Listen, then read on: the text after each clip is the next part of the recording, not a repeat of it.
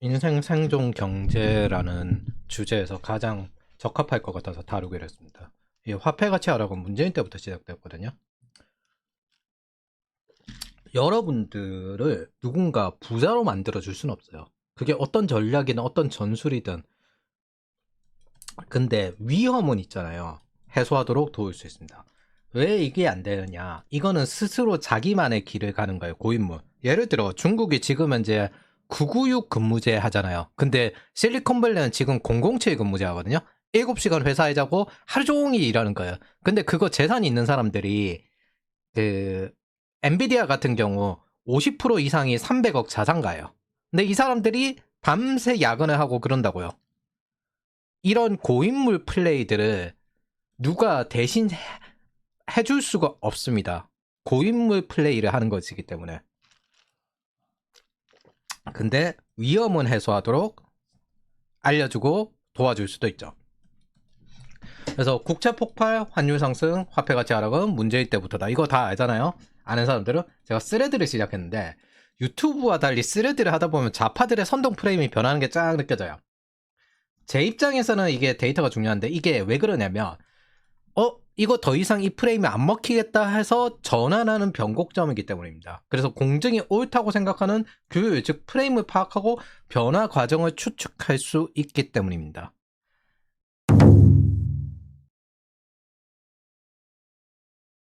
그래서 실제 유동성을 움직이지만 사람이 움직이는 맞지만 그게 작동하는 진실은 아닙니다. 그게 굉장히 중요한 겁니다. 이 작동하는 진실이라는 건 결국에는 가치평가처럼 되돌아온다는 점이에요. 자, 예를 들어 집단 농장, 집단 배급을 추구하던 북한이 시장 경제 방식을 사용하니까 식량 생산이 증가했지만 나대지 말고 연구나 하라라는 것처럼 이렇게 실제로 해결이 안 되는 문제들이 있습니다. 시장은 절대 효율적이지 않고 인간은 당연한 걸 당연하게 못합니다. 그래서 선동되는 현상학적인 관념은 실제 보이고 체감이 됩니다. 주변에서 이야기하고요. 근데 보이지 않는 손, 작동하는 진실을 구별하는 건 대단히 어렵습니다. 구별하고 선택할 수 있으면 우리가 위험을 회피할 수 있게 해줍니다. 그리고 혁명적 돈풀기 상황에 후폭풍을 겪고 있는 게 지금입니다.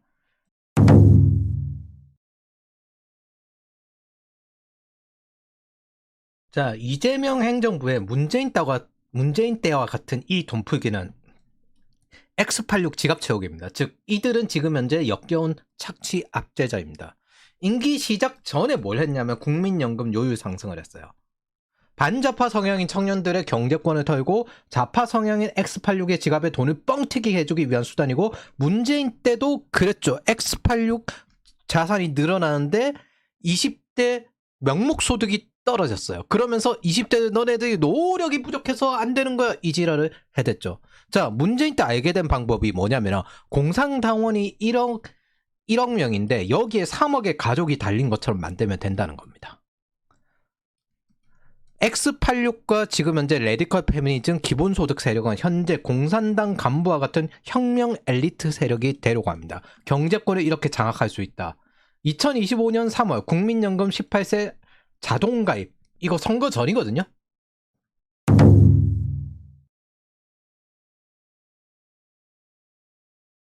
두 번째, 이재명 행정부는 애초에 베네수엘라 차베스 혁명 모델을 차용했습니다. 그 대표적인 게 김민석입니다. 이 촛불혁명 김민웅이 김민석의 형이에요. 혁명적 돈풀기. 지금은 하는 거 그대로 차베스 혁명 모델을 가고 있잖아요. 뭐 애초에 모델 자체가 베네수엘라예요. 그래서 차베스 혁명이 일어났던 베네수엘라는 사법개혁의 좋은 모델이다. 그래서 이재명 행정부는 예전에도 이 말이 나왔는데 애초에 차베스 혁명 모델을 차용했습니다.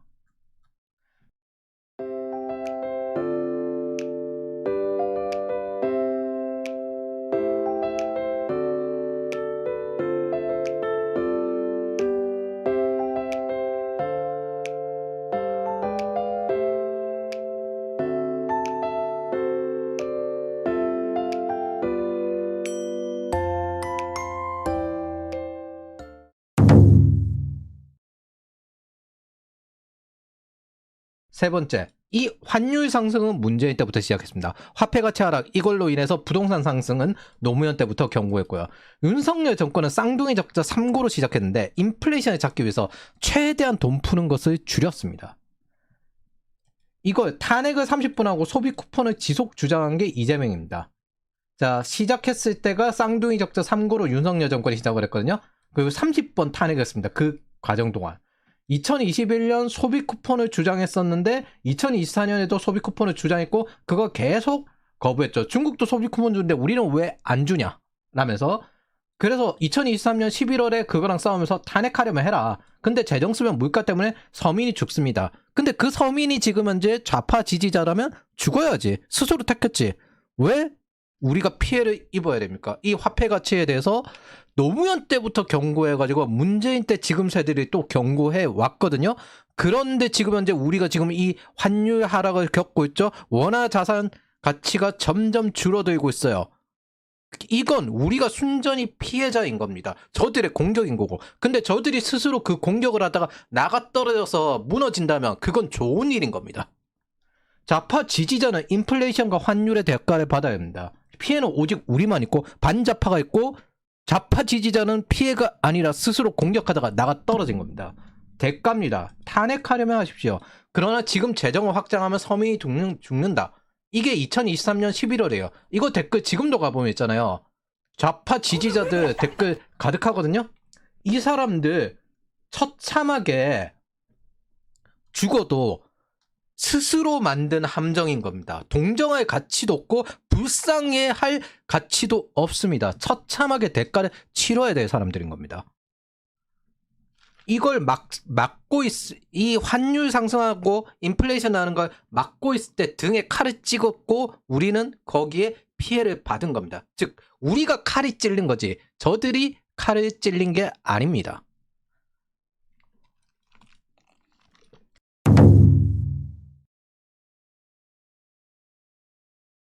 네 번째, 주가 밸류업 지수 만들어가지고 방해했던 것도 좌파 진영입니다. 따라서 이들은 지금 주가 상승에 대한 이야기할 자격도 없습니다. 애초에 인플레이션을 안정화시키고 난 다음에 생산성을 증대시키는 중이었으니까. 제가 이재명에 대해서 과대평가한 게 있어요. 와, 저렇게 인플레이션 다 잡고 수출 안정화시켜놓고 이거 한 거 그대로 이재명이 다 홀라당 먹는구나 했거든요. 와, 이 정도로 멍청하게 못 먹을 줄 몰랐습니다. 이 정도로 멍청하게 못 먹을 줄 몰랐습니다. 그래서 2024년 8월 윤석열 정부는 왜 그렇게 주가에 집착하는가 그랬거든요. 자, 이쪽은 지속적으로 방산을 방해해왔고 친러 진영 북중러 동맹을 추구해왔습니다. 그리고 2025년 11월 27일 폴란드 잠수함 수주를 탈락했습니다. 폴란드에 육상 전력 잔뜩 팔고 우리랑 거의 동맹급이다 하면서 형제의 나라 그랬는데 러시아랑 싸우는데 친러 진영 무기를 사겠습니까?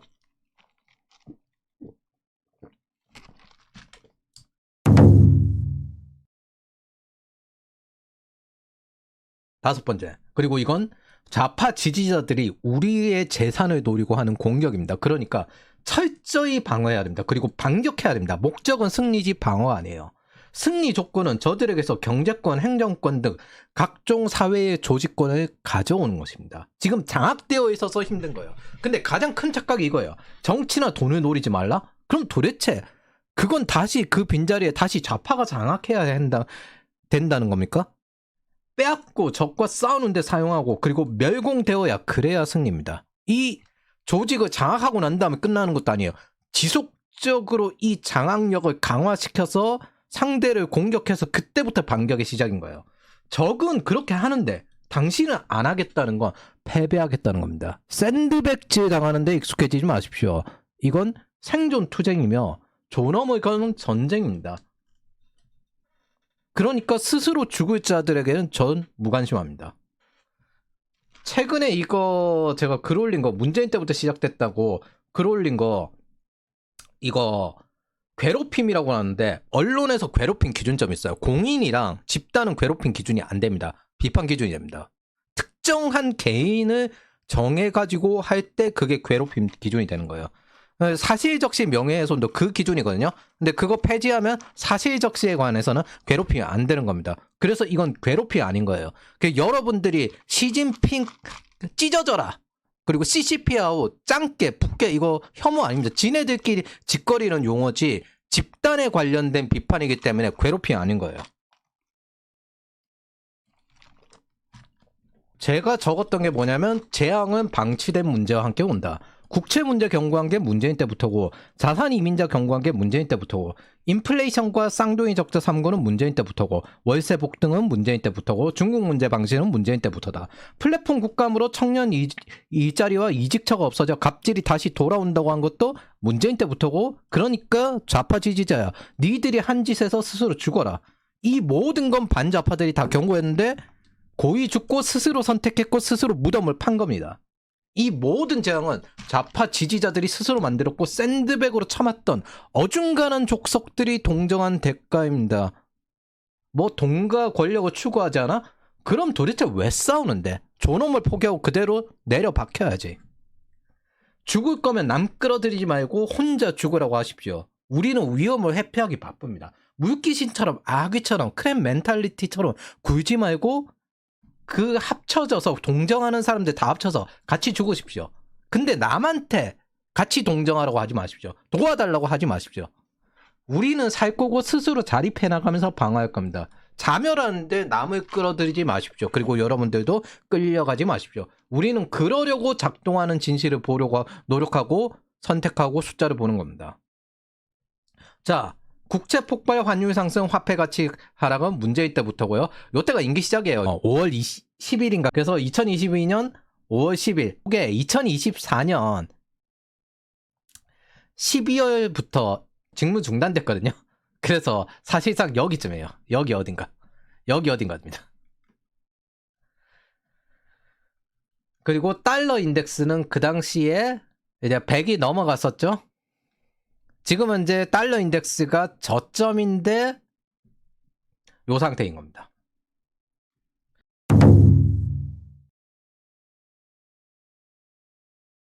자, 여러분 착각하지 마십시오. 자유주의에서 모두 경쟁이고 싸움입니다. 싸워서 쟁취하는 겁니다. 리버티예요. 자유는 그리고 그냥 주어지는 것도 아닙니다.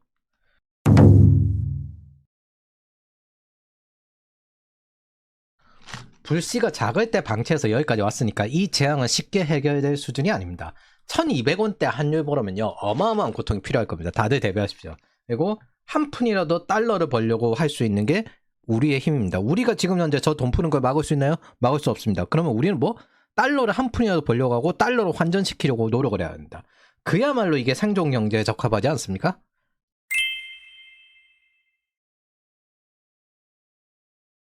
좌파 지지자들 하는 모든 작업은 돈 뿌리고 공급 줄여서 물가 올리는 작업입니다. 즉 화폐 가치 하락입니다. 예를 들어 정부 재정 팽창, 국채 기본소득 소비 쿠폰, 이거 그대로 우리의 생산성과 우리의 세금을 뜯는 방식이죠. 일하는 사람 걸 뜯는 방식이죠. 경제학적 공격, 양곡법, 탈원전, 원전 통제, 전기세 올라가고 식량 가격 올라가고 물가 올라가면 이 환율까지 상승해가지고 좌파 지지자들이 우리에게 하는 공격인 겁니다. 경영학적 공격, 노란봉투법, 중대재해법, 이것도 똑같습니다. 비용을 증대시키는 거죠. 물류공학적 공격, 택배 없는 날 새벽 배송 금지, 이 배송망이 물가 하락에 기여하는 물류공학인데 이거를 최대한 못하게 만드는 거죠. 이 인플레이션에 스스로 들어가서 다시는 못 빠져나오게 좌파 지지자들을 내버려 두십시오. 즉 동정하지 마십시오. 여러분들이 공격하는 타이밍 턴은 장악하고 난 다음부터 턴입니다. 아직까지는 수비 턴입니다. 적어도 우리가 지금 현재 돈 푸는 걸 막을 수 없습니다. 그러니까 우리가 할 수 있는 건 돈 푸는 걸 막는 게 아니라 경고하고 계속 방어하고 달러 환전하고 달러를 한 푼이라도 더 버는 것입니다. 그리고 좌파와 인연을 끊는 것입니다. 이 모든 것은 정치 과잉이라면서 정치를 외면한 대가를 우리가 지금 치르고 있는 겁니다. 그래서 저 좌파 지지자에게 지배당하고 있는 겁니다. 그러니 늦었지만 싸워야 됩니다.